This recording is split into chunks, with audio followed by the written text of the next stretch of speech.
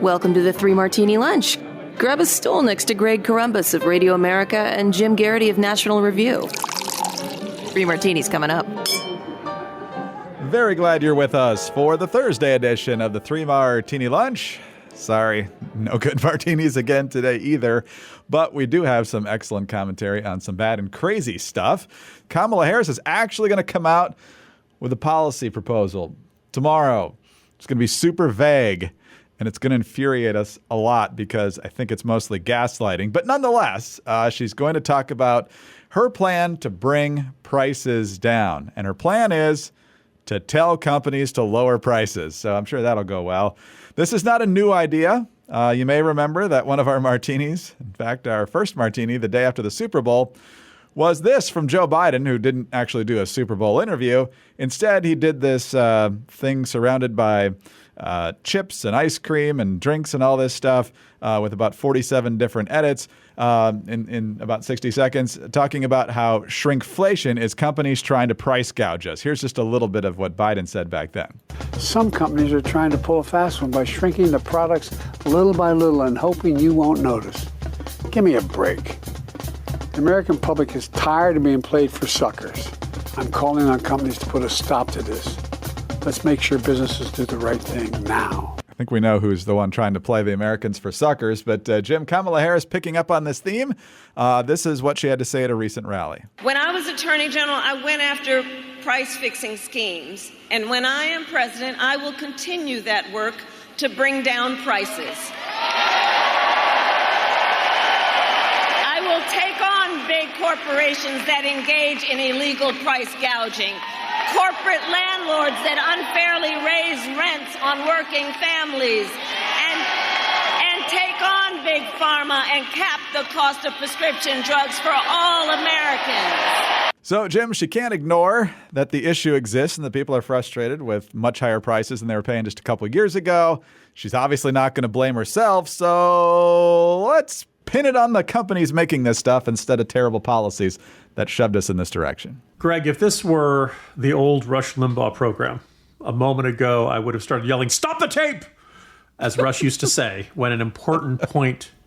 Kamala Harris says she's going to crack down on illegal price gouging.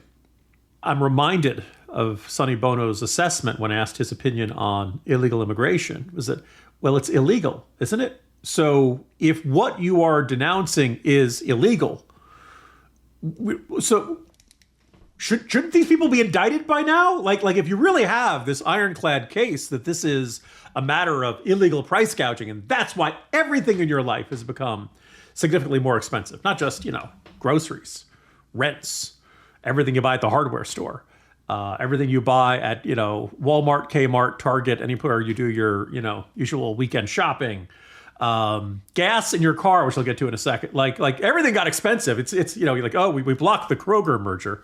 Okay, but was that really what was causing all this? No, what we, as I pointed out, is that when you throw several $1 trillion of new currency into the economy without a commensurate increase in goods and services, the value of each dollar goes down.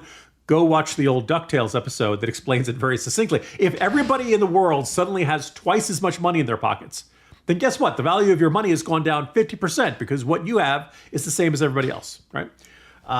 But also, why else did we see inflation, and were there other reasons? Well, there were increase in wages in quite a few places, sometimes because of minimum wage increases, sometimes because of competition for workers, and generally that's a good thing. But when all the workers are making more than, remember the number of union jobs who have wages set at the pace of the minimum wage in their state. So that increases wages across the board. Increased cost of materials, increased cost of transportation, and here we can underline fuel, both diesel and regular gas prices. And then, of course, the increased cost of labor. I remember the labor shortages at the beginning. More of that was at the beginning, right after the pandemic. But remember when there was help wanted signs in every single place you went into, and the Times are like, look, we don't have people to stock the shelves. We don't have people to wait the tables, all that kind of stuff. Now, why were people slow to return to the job market after COVID? Well, we kept paying them. The government kept giving them checks, which was a disincentive to get back to work and be a productive person. So you add all that. These are the government policies that did it. And the other thing, which I love, this is also, it wasn't in her remarks, but it's in the New York Times article about this. The plan includes large overlaps with efforts that the Biden administration has pursued for several years to target corporate consolidation and price gouging. So her plan is it's what we're already doing. That's not really a new plan. That's the status quo. You can't say, oh, great fanfare. We are going to do what we have been doing. Well, that's not, okay, like, what do we need you for? Why do we need, so yeah. Hope and change. And like you said, when you drive up the cost of labor and the cost of raw materials due to regular inflation, cost of fuel to transport all this stuff, prices are going to be high. I mean, I was not paying anywhere close to $12 for a value meal at McDonald's or Wendy's or wherever. I mean, and the other thing, you hear this a lot when they get mad at the oil industry, but you also get this now with these greedy companies. They have record profits. Well, they have a margin that they need to maintain. And if you're charging $5 for something and you need to make 10% profit, that's, calculate that. But now if everything's driven up to $8 or $9, $10, you still need that margin, and the total dollars is going to be a higher number, but the margin percentage remains the same. And so they get caught up in this tricky math where they try to fool people when in reality, these companies are just trying to survive in most cases. Greg, have you bought toothpaste lately? No, this is not a comment about your dental hygiene. It's as excellent as ever. But just somebody put like $8, mouthwash, like ordinary, products that most people buy fairly regularly, shampoo, things like that.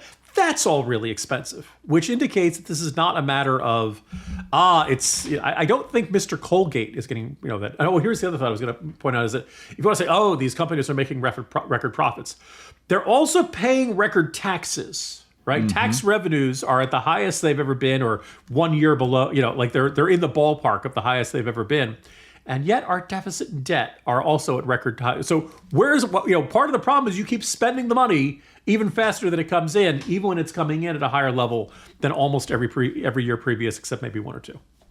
Yeah, I mean, we just injected so much money from COVID stimulus to the COVID relief bill, supposedly, that Biden passed $2 trillion. I believe Kamala might have been a tie-breaking vote somewhere in that process. She was the tie-breaking vote on the Inflation Reduction Act, which they now at least admit is all about environmental policy and had nothing to do with reducing inflation. And so the transportation bill pumped another $1 trillion in there with no spending offsets. And so, I mean, the bill's coming due. And so people have to do what they have to do to get their products out there. And if they have to give you a little bit less for the same price or charge you more for the same amount like they used to, then that's just the reality of the market because the government's irresponsible.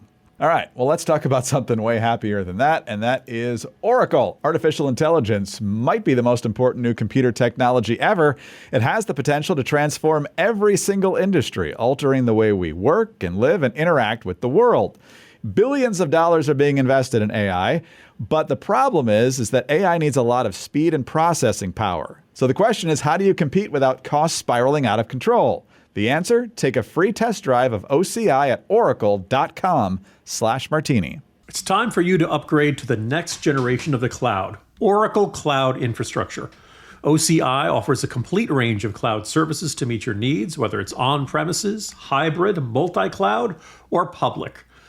Its global network and flexible options will tackle your toughest business challenges. OCI is a single platform for your infrastructure, database, application development, and AI needs. And OCI has 4 to 8 times the bandwidth of other clouds, all at one consistent price instead of variable regional pricing. Remember that industry leaders rely on Oracle, companies like Zoom, Mazda, and Toyota. Now you can train your AI models at twice the speed and less than half the cost of other clouds. Do more and spend less, like Uber, 8x8, and Databricks Mosaic. Take a free test drive of OCI at oracle.com/Martini. That's oracle.com/Martini. Oracle.com/Martini. All right, Jim, on to our bad martini now, our next bad martini, and that is Tim Walz. There's a story that has been floating around since he was named as Kamala Harris's running mate, but given his draconian COVID lockdowns and other radical policies since he's been governor, and of course the whole exaggeration, at the very least, of his military service and saying he was in combat when he wasn't. That's sucked up most of the oxygen. But there still is this, and you highlighted today on the corner at nationalreview.com, this story from 1995 when Walz was arrested for drunk and reckless driving. And the story from CNN says, when Democratic vice presidential nominee Tim Walz first ran for Congress in 2006, his campaign repeatedly made false statements about the details of his 1995 arrest for drunk and reckless driving. According to court and police records, Walz was pulled over for driving 96 in a 55-mile-an-hour zone in Nebraska. He was then transported by a state trooper to a local hospital for a blood test, showing he had a blood alcohol level of 0.128. However, in his 2006 House campaign, he repeatedly told the press that he had not been drinking that night, claimed that his failed field sobriety test was due to a misunderstanding, and that he was allowed to drive himself to jail that night. Jim, I don't know if they had a field sobriety breathalyzer there or not, but if they did, I guarantee you he was not allowed to drive himself to jail with that number. So what do you make of this? You say in the piece that, yes, it was a long time ago, but things like this from a long time ago have mattered a lot in campaigns before. Sure. First of all, for those, I'm not in law enforcement. My understanding is that the blood alcohol level of 0.128 is technically known as piss drunk. You are really drunk at that point. I'm hoping we're allowed to use that word on this podcast. You're really drunk at that point. Second of all, do lots of Americans speed? Absolutely. Most Americans don't go 96 in a 55 zone. Right? Usually your rule of thumb is going to be anywhere from 5, 10, maybe 15 if you're on the highway and everybody's going fast. Anything beyond that, you're running the risk of a speeding ticket. 96? All right. Remember, at 88 miles an hour, you travel through time in the flux capacitor, right? That's how fast he's going. So that's really, really, reckless driving. And if Democrats want to say, why are you guys making a deal out of this? This is, all the way back in 1995. This is 29 years ago. Oh, okay, fine. But remember that he was lying about it in 2006, right? This is when his career gets started. This is when he's first elected to Congress. If the truth had come out in that congressional race, does he still get elected? Probably, but we're never going to know. And so, the idea that the campaign was going out and saying, it was, just a misunderstanding. He drove himself. No, that kind of stinks. And as you alluded to, now, we're old enough to remember 2000 election. Looked like George W. Bush was on pace for a comfortable win over Al Gore.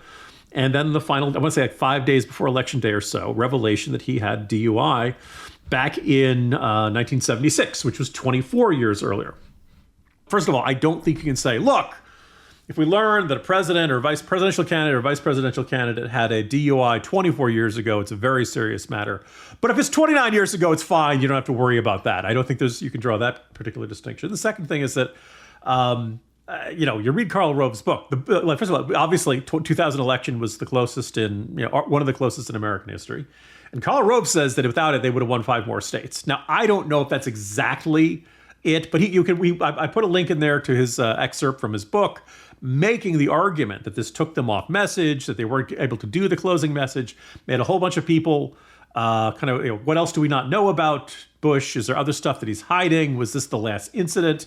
It was kind of fun as the number of evangelicals stayed home, Greg, because they couldn't have faith in George W. Bush. They just, all the evangelicals who are probably now trusting Donald Trump, but who are perfectly fine with all the stuff he's done. But a DUI in 76, I'm staying home over that one.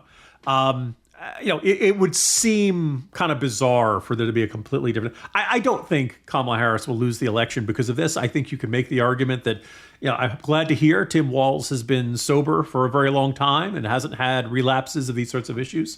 And also, I'm glad that, one of the upsides, if Tim Walz were to become vice president, Greg, is he'll have a motorcade.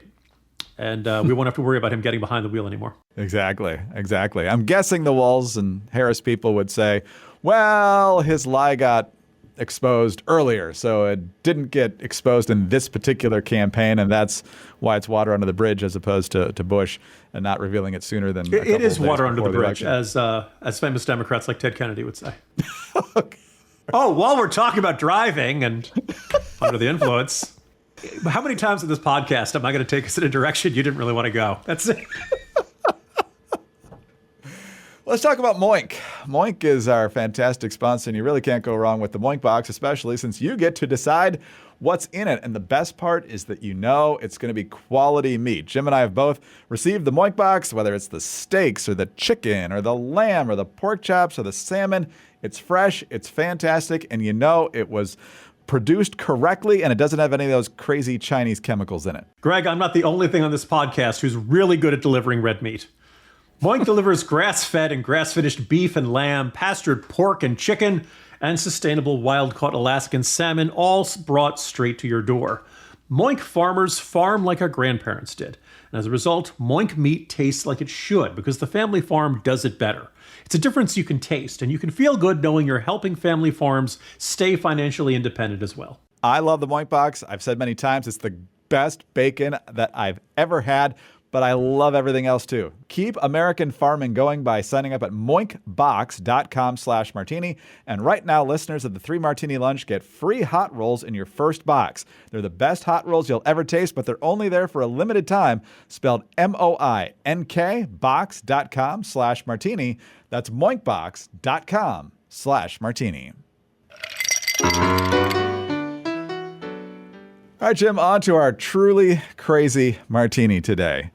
July 13th was the day that Donald Trump was shot. Corey Comparator was killed. 2 other people seriously injured at a Trump rally in Butler, Pennsylvania, just before the Republican National Convention. The Secret Service has undergone a lot of scrutiny since then, and rightly so. And as more information has come out, the fewer excuses they have for their conduct that day. There were a lot of problems exposed in the way the Secret Service prepared for and carried out its duties during the event. But apparently, they haven't learned their lesson, at least not everyone who wears the uniform. Susan Crabtree from Real Clear Investigations with this exclusive on Twitter today. During a Donald Trump visit to North Carolina yesterday, a woman Secret Service agent abandoned her post to breastfeed with no permission or warning to the event site, according to 3 sources in the Secret Service community. Shortly before Trump's motorcade arrival, I'm told 5 minutes beforehand, the site agent was getting ready for the arrival. The site agent is the person in charge of the entire event security. The site agent went to do one final sweep of the walking route and found the agent breastfeeding her child in a room that's supposed to be set aside for important Secret Service official work, such as a potential emergency related to the president. A working agent on duty cannot bring a child to a protective assignment. The woman was out of the Atlanta field office, and she was also there with 2 other family members. The agent and her family members bypassed the uniform division checkpoint and were escorted by an unpinned event staff into the room to breastfeed. Unpinned means they have not been cleared by the Secret Service to be there. When contacted about the incident, Secret Service spokesman Anthony Guglielmi said the incident did not have an impact on the event and it's under review. Quote, all employees of the U.S. Secret Service are held to the highest standards. While there was no impact to the North Carolina event, the specifics of this incident are being examined. Given this is a personnel matter, we are not in a position to comment further. Jim, so many just head against the desk frustrations in this story.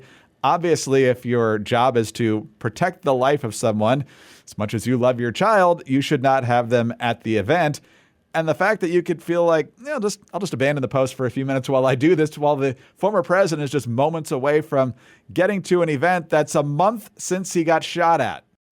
First of all, Greg, is it take your child to work day on the Trump Secret Service detail? Do they have that? Is that the sort of thing where, look, kiddo, this is my gun, That strikes me as a bad idea, if that is indeed that. Second of all, Greg, I have always tried to be very sympathetic to working parents. I shudder to think the number of times. Generally, you do a good job of editing out, but let's face it, the Garrity kids and the Columbus kids have made unscheduled appearances on this podcast. Hugh Hewitt listeners have heard kids in the background for a long time, often coming up and asking me questions, not recognizing that daddy's on a phone call right now. We got to need this, But having said that, I really think if you're on the really the protective detail for anybody, if you're even a private security guard, I really don't know if this is the right time and place to bring your kid to work. Yes, it's tough to find sitters. Yes, the daycare closes early.